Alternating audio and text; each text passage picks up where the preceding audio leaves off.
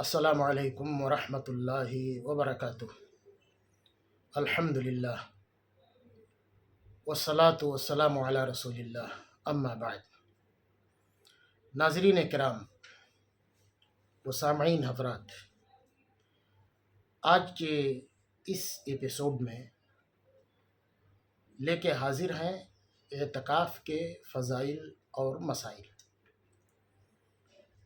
اعتکاف رمضان المبارک کے آخری عشرے میں عبادت کی غرض سے مسجد میں اعتکاف کرنے کو، ٹھہرنے کو اعتکاف کہا جاتا ہے۔ اعتکاف ایک مسنون عمل ہے۔ اللہ تبارک و تعالی نے قرآن مجید کے اندر بیان فرمایا، سورہ بقرہ، وَأَعِدْنَا إِلَىٰ إِبْرَاهِيمَ وَإِسْمَاعِيلَ أَن طَهِّرَ بَيْتِيَ لِلطَّائِفِينَ وَالْعَاكِفِينَ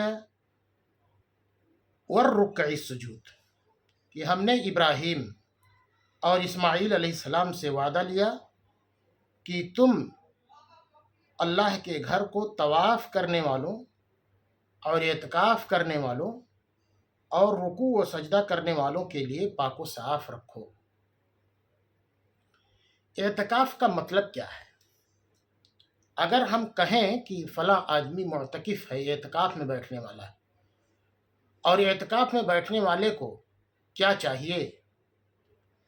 اعتکاف کا مطلب یہ ہے کہ بندہ ہر طرف سے یکسو ہو کر، اللہ تبارک و تعالی سے لو لگا کر، مسجد کے کسی ایک حصے میں ساری دنیا و ما فیہا سے الگ ہو کر اللہ کی عبادت و ریاضت، ذکر و تسبیح و تہلیل، توبہ اور استغفار میں مشغول ہو جانے کو اعتکاف کہا جاتا ہے۔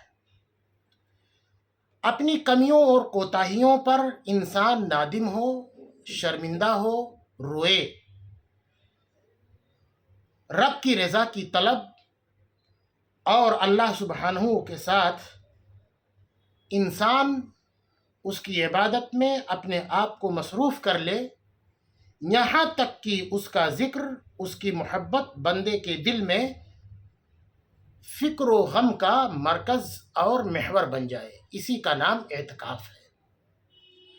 وَلَا تُبَاشِرُوهُنَّ وَأَنْتُمْ عَاكِفُونَ فِي الْمَسَاجِدِ، کہ تم اپنی بیویوں سے مباشرت تک نہ کرو جب تم مسجدوں کے اندر اعتکاف کرو۔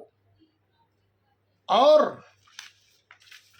اعتکاف کے بارے میں حضرت عائشہ صدیقہ رضی اللہ تعالی عنہ بیان فرماتی ہیں، بخاری اور مسلم شریف کی روایت ہے، اللہ کے رسول صلی اللہ علیہ وسلم نے کہا، حضرت عائشہ کہتی ہیں کہ ان النبی صلی اللہ علیہ وسلم کان یعتکف العشر الاواخر من رمضان، کہ اللہ کے رسول صلی اللہ علیہ وسلم رمضان کے آخری عشرے میں اعتکاف کرتے رہے، حتی توفاہ اللہ، یہاں تک کہ اللہ نے آپ کو وفات دے دی، آپ صلی اللہ علیہ وسلم کا انتقال ہو گیا۔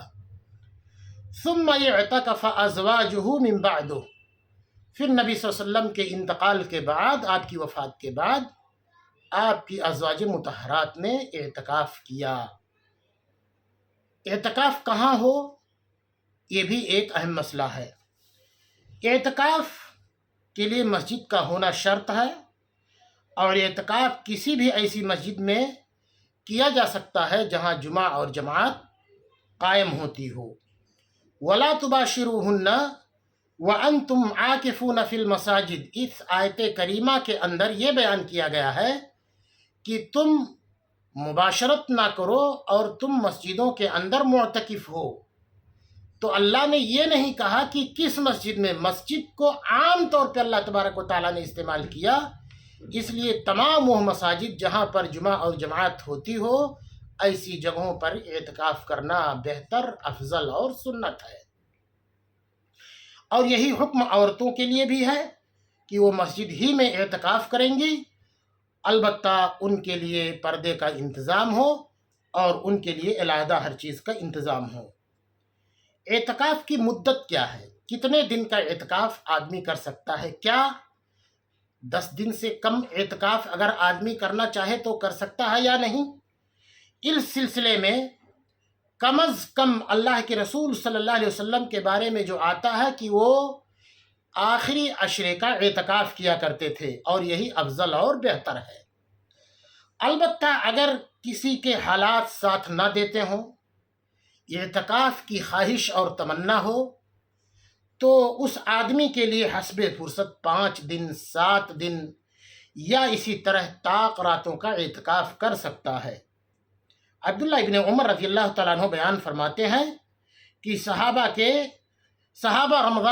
اکرام رضوان اللہ علیہم اجمعین رمضان کے 7 درمیانی راتوں کا بھی اعتکاف کیا کرتے تھے، اور رمضان کے آخری عشرے میں اعتکاف میں بیٹھنا یہ مسنون عمل ہے، اور ایک دن ایک رات بھی اگر کوئی آدمی کم سے کم بیٹھنا چاہے تو ایسی صورت میں اسے اتنی ہی فرصت ملتی ہے، تو وہ آدمی چاہیے کہ اعتکاف میں بیٹھے، اور اسے بقدر عمل اس کو انشاءاللہ ثواب اور اجر ملے گا۔ ایک اور اہم مسئلہ کہ معتکف اپنے اعتکاف کی جگہ میں کب داخل ہوگا؟ معتکف کے لیے ضروری ہے کہ وہ جس دن کا اعتکاف کرنا چاہ رہا ہو، اس دن کی رات آنے سے قبل مسجد میں داخل ہو جائے۔ مثلا اگر وہ رمضان کے آخری عشرے، آخری 10 راتوں کے اعتکاف میں بیٹھنا چاہتا ہے، تو 20ویں رمضان کا سورج غروب ہونے سے پہلے ہی مسجد کے اندر وہ داخل ہو جائے۔ 20 رمضان ختم ہوا، ابھی سورج غروب ہونے والا ہے کہ وہ اب مسجد کے اندر داخل ہو جائے۔ البتہ اپنے معتکف یعنی جس جگہ میں اس کو ٹھہرنا اور بیٹھنا ہے، جس جگہ میں اس کو سونا ہے، اس جگہ پہ وہ 21ویں کی صبح داخل ہوگا، جیسا کہ حضرت عائشہ رضی اللہ تعالیٰ عنہ کہتی ہیں کہ اللہ کے رسول صلی اللہ علیہ وسلم رمضان کے آخری عشرے کا اعتکاف کرتے، اور میں آپ کے لیے آپ کا خیمہ نصب کر دیتی، جس میں اللہ کے رسول صلی اللہ علیہ وسلم صبح کی نماز کے بعد داخل ہو جاتے۔ صحیح بخاری کی یہ روایت ہے۔ اعتکاف سے یہ رہا مسئلہ داخل ہونے کا وقت۔ ایک مسئلہ ہے کہ اعتکاف سے نکلے گا کب؟ وہ اعتکاف سے کب نکلے گا؟ اس سلسلے میں 2 باتیں ہیں۔ ایک بات ہے اعتکاف سے نکلنے کا جواز کا وقت، جائز کب ہے، اور ایک وقت ہے مستحب اور افضل اور بہتر وقت کہ وہ اعتکاف سے اپنے کب نکلے گا۔ تو جواز کا مطلب یہ ہے کہ اس کے لیے جائز ہے نکلنا کب؟ اگر کسی نے رمضان کے آخری عشرے کا اعتکاف کیا تو شوال کا چاند دیکھ لینے کے بعد، چاہے وہ 29 ہی دن پہ یا 30 دن پہ، جب بھی وہ شوال کا چاند دیکھ لے گا تو وہ آدمی اپنے معتکف سے نکل سکتا ہے، کیونکہ شوال کا چاند دیکھتے ہی رمضان کا مہینہ ختم ہو جاتا ہے۔ یہ رہا اس کے اعتکاف سے نکلنے کا جواز کا مطلب۔ اور استحباب اور افضل اور بہتر کب ہے نکلنا؟ مستحب عمل یہ ہے کہ عید کی صبح اپنی جگہ سے نکلے اور سیدھے عیدگاہ جائے، اور عید کی نماز پڑھنے کے بعد اپنے گھر جائے۔ بعض صحابہ اور تابعین کا یہی عمل رہا ہے، اور امام مالک رحمۃ اللہ علیہ وغیرہ کا بھی یہی خیال ہے۔ ایک آخری بات کہ معتکف کے لیے کیا کرنا ناجائز ہے۔ بلا ضرورت مسجد سے باہر نکلنا، عورت سے صحبت کرنا، ہر وہ کام جو شریعت کے اندر حرام ہے، منع ہے، وہ حالت اعتکاف میں بھی منع ہے۔ اس لیے بلا ضرورت آج کے اس دور میں موبائل کو حسب ضرورت استعمال کرنا، گھر کے حالات اور کوائف لینا، اور کاروبار کے اگر حالات ایسے ہوں کہ اس کے بتائے بغیر کوئی چارہ نہیں ہے تو حسب ضرورت موبائل کا استعمال کرے۔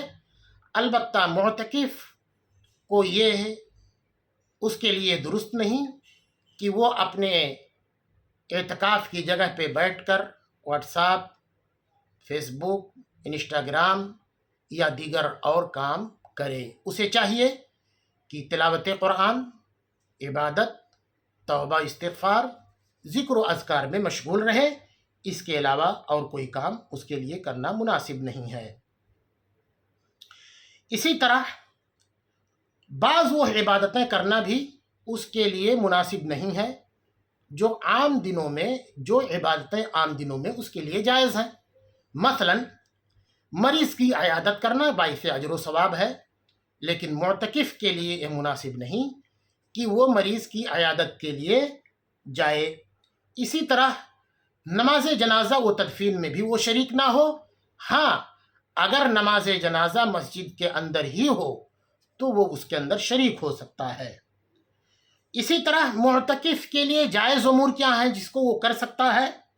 مسجد میں کھانا اور پینا، اسی طرح اپنے گھر والوں سے بات کرنا، بعض گھریلو ضروریات پر گفتگو کرنا، بلا شہوت کے بیوی کو چھونا، خرید و فروخت سے متعلق میں نے بتایا کہ اگر اس کے بغیر کوئی چارہ نہ ہو تو ایسی صورت میں معتکف بات کر سکتا ہے یا رقعہ لکھ کر کے دے سکتا ہے۔ یہ اعتکاف کے متعلق چند باتیں تھیں۔ اللہ تبارک و تعالی ہم سب کو توفیق بخشے کہ ہم اپنے رب سے روئیں، گڑ گڑائیں، توبہ کریں، استغفار کریں، اپنے گناہوں کی مغفرت طلب کریں۔ رمضان کا بابرکت مہینہ ہے، آخری عشرہ آنے والا ہے۔ قبل اس کے کہ رمضان کا مہینہ ختم ہو، ہم اپنے رب کے سامنے اپنے گناہوں کی معافی کرا لیں، تلافی کرا لیں۔ اللہ ہم سب کی مغفرت فرمائے، ہمارے روزوں کو قبول فرمائے، ہماری تلاوت قرآن، قیام اللیل، چھوٹی بڑی ہر قسم کی عبادت کو قبول فرمائے۔ اللہ تو ہمیں جب تک زندہ رکھے ایمان پر، توحید پر زندہ رکھے، اور خاتمہ ہو تو ایمان بالخیر پر ہو۔ وجزاکم اللہ خیراً واحسن الجزاء۔ السلام علیکم ورحمۃ اللہ وبرکاتہ۔